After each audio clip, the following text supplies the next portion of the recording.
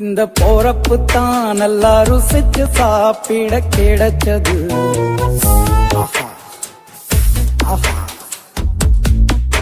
அத நினைச்சுத்தான் மனோ உலகம் முழுவதும் பறக்குது. இந்த போறப்பு தான் நல்லா ருசிச்சு சாப்பிட கிடைச்சது.